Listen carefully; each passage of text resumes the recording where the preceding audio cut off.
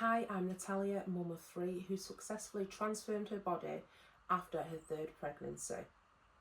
If you're chasing fat loss, especially on a carnivore approach, fasting can be a very powerful tool. It's not just about starving yourself, it's about utilising insulin, autophagy and metabolic change. In today's video, I'm going to share with you how I use fasting to maximise fat loss, maintain energy and preserve lean muscle. So what is fasting? What is the difference between fasting and starving? So basically, in layman's terms, intentional periods without eating to improve fat burning and insulin control and cellular cleanup is the definition of fasting. Now, if we were starving ourselves, that would be extreme calorie restriction, hunger, punishment, survival mode, metabolic downshift, and basically sabotaging your results. Now, what is autophagy? Autophagy, in very basic terms, is cellular cleanup. Autophagy is a process where your cells recycle damaged components. Autophagy is particularly activated when there is no spikes in insulin and by natural timing. The more you optimise insulin and nutrient signals, the deeper into autophagy you can go. Now, there is a strategy in order to maximise the effect of fasting. Now, the first step is in regards to prepping. If you begin the night before eating a very low carb, ideally close to 0 carbohydrate meal as possible, focusing on fats and protein, what will happen is your liver will naturally deplete its glycogen stores overnight, which reduces your insulin response. So in the morning when you've woken up, you're one step closer to autophagy as you would have been if you would have eaten a carbohydrate loaded meal. Now, fasting can be, there's prolonged fast and then there's also eating windows. For the sake of simplicity in this video, and a lot of you will be beginners, we're starting off with simple eating windows. Now, the most common eating window and the most optimal for fat loss and sustainability, in my opinion and research, is the 18-6 approach that focuses on 18 hours fasting and a 6-hour eating window. I must emphasise, the eating window isn't a full 6 hours of where you are continuously eating. The goal of this eating window is to time 2 protein-focused meals, adequate portions around these timings. So the focus isn't here on necessarily reducing or counting calories. We're aiming for balanced protein and healthy fats forward meals over 2 separate portions. The timing of the meals is incredibly important. When you wake up in the morning, your body is naturally in autophagy state. So when you wake up in the morning and you might get that hungry feeling, that's actually a signal that your body is going into autophagy. Now, most of the time, we sabotage the results of the autophagy by eating as soon as we wake up, or having a coffee or a tea, but having added, milk, sugar, all the extra bits and pieces that you're putting in with it.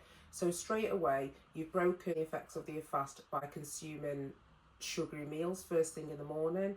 So the easiest way to ease into intermittent fasting is by prolonging, it's just by extending your fast, your overnight fast. So just making breakfast as late as possible. Now, even the word breakfast, it's breaking the fast, so it doesn't need to be first thing in the morning. In fact, that was just a marketing employed by the cereal companies to get you to eat breakfast in the morning. But really, when you decide to break your fast is when it's optimal to achieve your goals. I find my perfect eating window at the minute is around about 11 o'clock in the morning, and then having a final meal at around about 2:30, latest at 4 o'clock. The reason why you should extend the fast in the morning is because when you wake up in the morning in a fasted state, your body is already activated to be in a fat burning mode. If you are then to have a cup of coffee with milk and sugar in it, you're spiking your insulin, and what happens when your insulin spikes is you instantly go into fat storage mode. So any effects that you would have had for waking up in the morning and being in a fat burning state are instantly diminished as soon as you eat a food that's going to cause an insulin response. Which leads us on to the whole purpose of the fast. The whole purpose of fasting is to control insulin. Now, what is insulin? Basically, When we eat food, insulin is created by the pancreas. So when we eat food, depending on the type of food that you eat, especially if it's a sugary food or carbohydrate, it increases, your blood sugar spikes. Now, when your blood sugar spikes, your pancreas releases insulin to offset it, to make sure that your blood sugar stays stable. So what happens is you eat a sugary food, your blood sugar spikes up here, and then your insulin response has to balance it out. So then what happens is you've got high insulin, and then as soon as your blood sugar starts crashing and your insulin is still high, this is where you're getting the craving then to continue eating more sugary foods to keep the energy highs. So what you're finding all day, your insulin is never going down, your blood sugar is constantly spiking, you're constantly packing up on food, and your insulin is permanently high. While your insulin is high, your body is physically incapable of tapping into any stored fat that you've got on your body. So even if you're incredibly overweight or you've got fat stores, your body will not be able to tap in and unlock those fat stores while your insulin is high. Now, if you can kind of understand that concept, you'll understand why eating at set times and no snacking in between is particularly important if you're wanting to regulate insulin and maximize fat loss. But when we allow our insulin to drop, so we've got our blood sugar here, so when the insulin allows to drop, your body is functioning optimally, and then what happens is you'll start burning ketones for fuel. One of the main pitfalls people face when fasting, and this is a cycle that many people in the calorie counting community kind of get sucked into, and I've seen it myself, and I've gone through these patterns in the past as well, when I didn't really have much control over what I was eating because I didn't really understand the hormonal response to what the food is doing to my body. Now, one of the common pitfalls is the type of food that you are choosing to eat when you refeed. Now, for example, when you have been in a fasted state, could be, it's overnight, you're in your eating window, that first meal, that first food, or that first thing that touches your tongue and goes into your digestive system is what is going to, is basically, your body is hypersensitive at this state to anything that you put in your body. So when you are in a fasted state and then you're beginning to refeed, it is exceptionally important to make sure that the food that you are consuming then meets your goals. So for example, if we are wanting to continue fat burning and autophagy, we need to make sure that the food that we are consuming isn't going to create a huge insulin response. So the foods that don't create insulin responses like that is fats, protein. Now protein does create a small insulin spike. Fats hardly create any insulin spike. But sugar and carbohydrates, starchy food, it causes a huge spike. Now, if you have been fasted for 16 hours or overnight or however long you've done your fast, and then the first food that you eat is something that is incredibly sugary and your insulin has to ramp up just to balance it out, it's literally like a fire alarm to your system. It just sends it into shock. And you're literally peddling yourself on a back foot. You've got back into that cycle again of the sugar highs and lows. Now, if you aren't totally low carb or zero carb like I do, when you are refeeding, what you should always do, the first meal that you eat after a fast needs to be protein and fat focused, because the first amount of calories that you are consuming is what is going towards your whole functioning and repair of your body.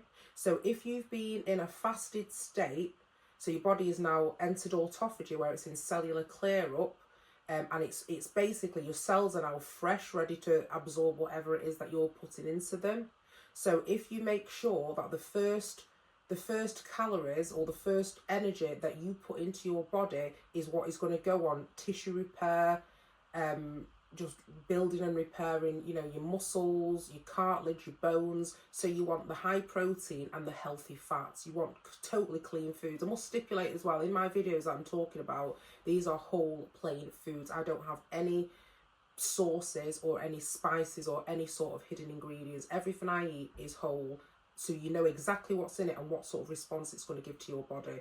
This is why if you are eating things with hidden ingredients, you technically could think that you're eating a clean diet, eating your pack of chicken that you got from the gas station, and not knowing that it's packed with cornstarch, maltodextrin, dextrose, all sorts of things that are going to be spiking your blood sugar. So it is absolutely imperative that you check in the ingredients with the food that you're eating, because you're not going to get accurate results from the foods that you're eating if they're containing hidden ingredients. You're basically spiking your body with things that we're eliminating. If you do have carbohydrates in your meal, choose to eat those in your second meal. So what happens is, because of the insulin response that your body will get from eating those carbohydrates, anything that you eat, anything you are going to eat after that goes straight into storage. So it makes sense that the first part of food that you are going to eat is stuff that literally maintains your body. So if you think of it as you're fueling your body to build you're fueling the body with the raw materials to build what it needs to build. So your muscles, your cartilage, your bones, your hair, your skin, your eyes, all that good stuff. And then any sort of leftovers goes on the energy and how you move in your body and exercise, and then after that anything extra goes into fat storage. But if you're creating an insulin response right at the start of what you're eating, what will happen is everything that you eat will just go straight into storage. Okay, so you'll just get fatter. Now, the ideal sort of food to eat in a first refeed meal based around is protein forward, as I said, but you want something like eggs, beef, sardines, and with the fat. Sardines and egg is the absolute most perfect nutrient dense meal to have after you've had like a prolonged fast.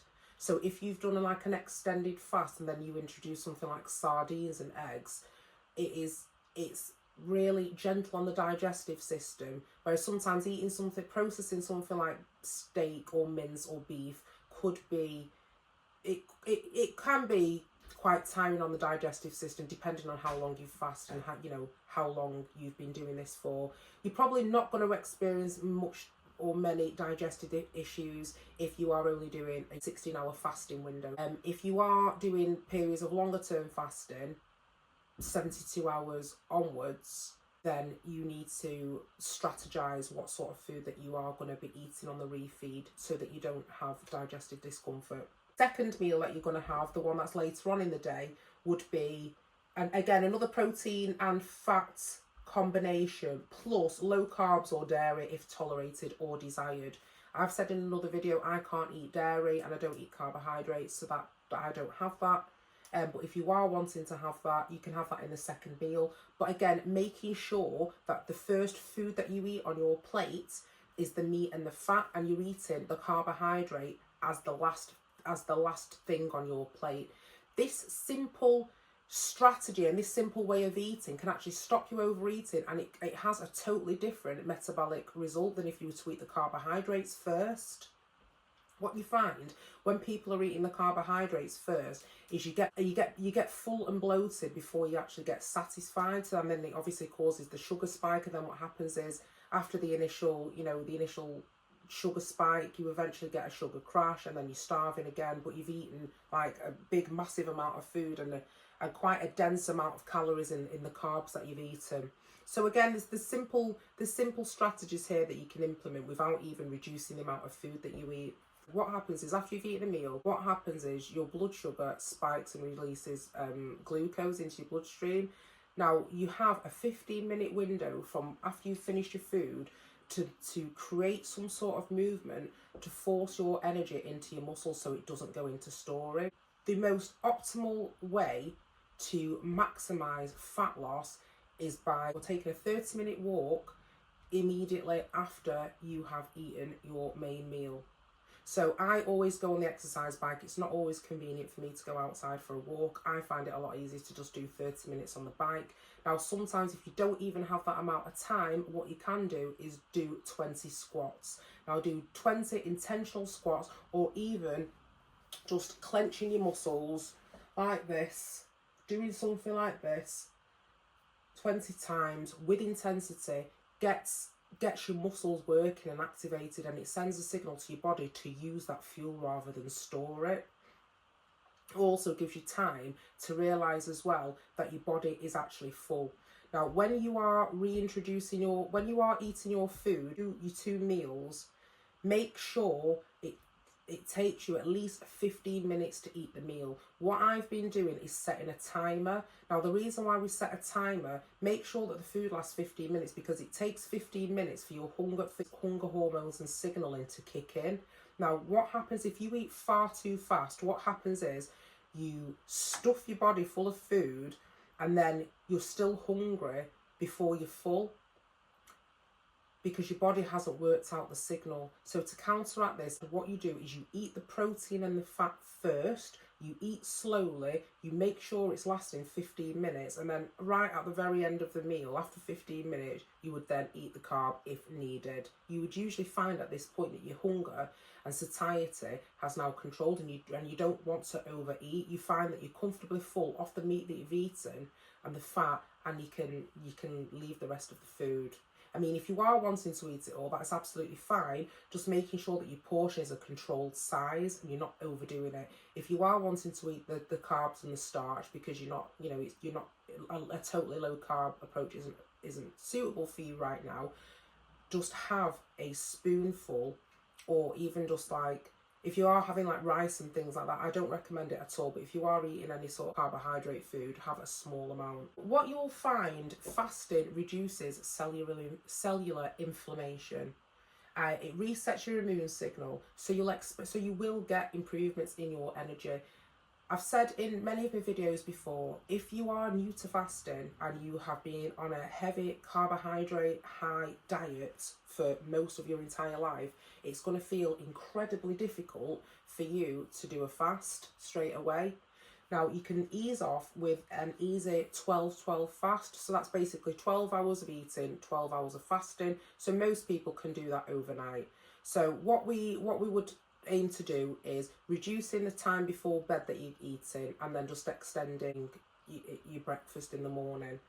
Now, you can increase that to 18-hour fast with a 6-hour eating window. As I said, it's been researched that is the optimal eating window that maximises autophagy, and it remains sustainable for the average person to do.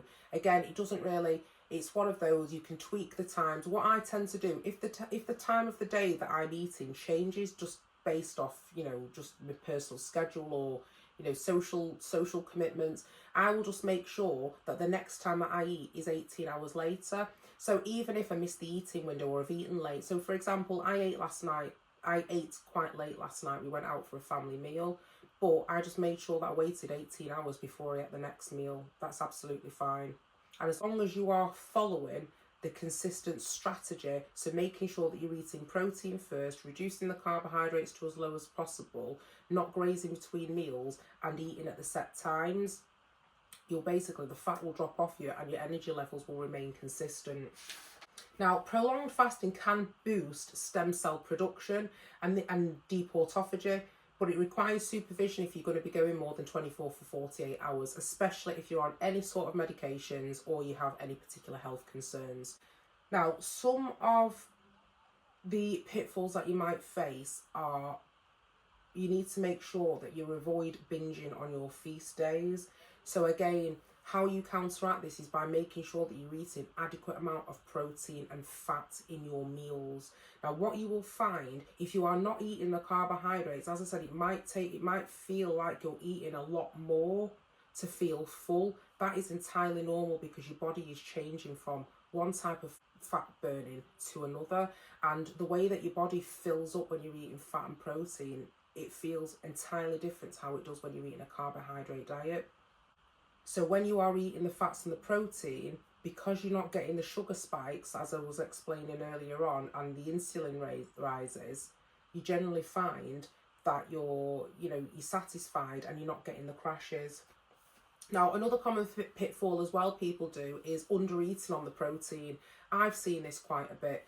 People who are you know, because protein, if you've been snacking all day on carbohydrate food, the last thing that you are going to want to eat is a steak or something meat based, because your body is in that craving mentality where it's satisfying a craving. It wants something that's going to elevate your blood sugar. Your body at this point is not wanting to eat protein, and this is where it does require a certain amount of discipline. And this is why we resort back to that first bite rule, where if you eat protein as the first bite, it diminishes the cravings to overeat later on. If you can stick to this, you'll find that it's a lot easier to be disciplined with what you're eating.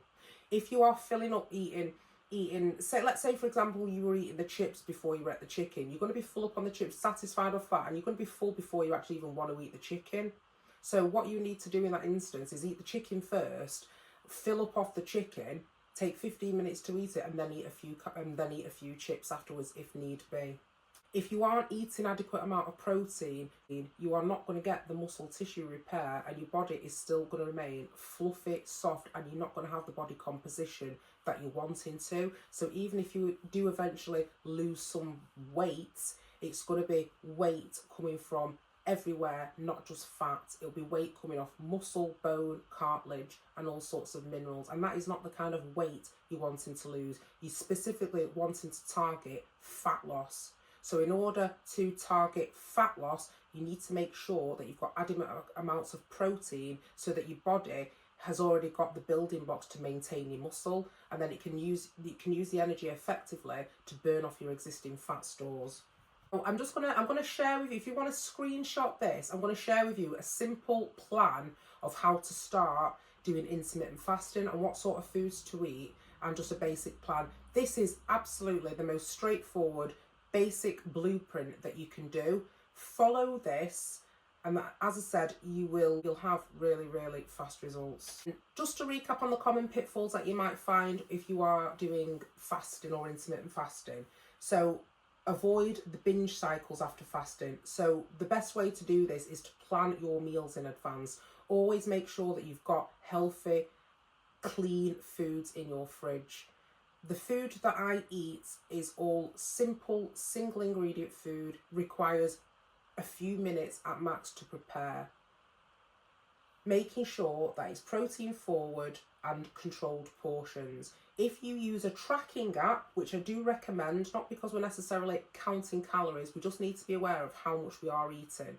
Now, it's easy on the tracking app. You can key in before you've eaten the meal, you can key in what you're eating, so you can key in your sardines, your eggs, your butter, whatever it is that you're eating, and you'll see on the app the ratio of the protein, the fat. You will see how many calories are in it as well, but you'll need, the main important thing is to see the ratios of what sort of ratio of fat, protein and carbohydrates you're eating. You want the carbohydrates to be as absolutely minimal as possible, ideally under 50 grams. Obviously what I do is keeping it close to zero as possible, being carnivore. But again, if you are not on this sort of plan, keeping your carbohydrates to less than 50 grams is the best way that I can tell you to lose weight fast. If you are fasting too aggressively, then you may experience lean muscle loss and energy depletion. Now, depending on your starting goal, this may or may not be a factor. There's arguments to suggest if you've got more body fat on you, it's going to be more comfortable for you to fast. However, if your body is not used to pulling energy resources from its fat stores, you will probably find it more difficult to fast.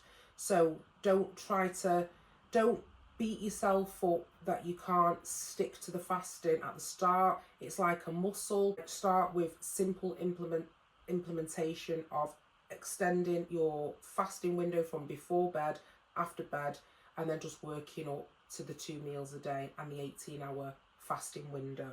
If you can't stick to those, resort back to shorter fast, or even sticking to a simple 3 meals a day and then eventually reducing that to 2 meals a day. The main thing that we are wanting to control here with the fasting is the insulin. It's not necessarily about the calories that we're consuming, although obviously that is going to have an impact, but the whole purpose of the fasting is to keep your insulin low. If you can understand that, it will change your mindset about how you view fasting. We are not viewing it as a tool to just cut and reduce calories and then in the eating window eat the amount of calories that we'd have on a daily basis, but just eating whatever we want. That is going to sabotage any results that you've had, and it just feeds into this binge eating, this yo-yo weight cycling that many people seem to just be addicted to and can't stop looping.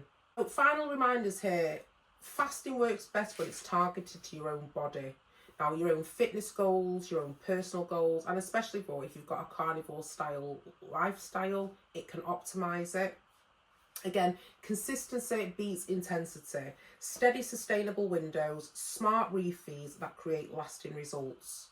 If you are chasing fat loss and lean transformation, let me know in the comments what your experience is. Let me know if you've got any challenges that you're facing. Let me know how you're getting on with your fasting. If you want any personal one-to-one coaching or you want to join my community, click subscribe. I'd love to hear how you are finding it.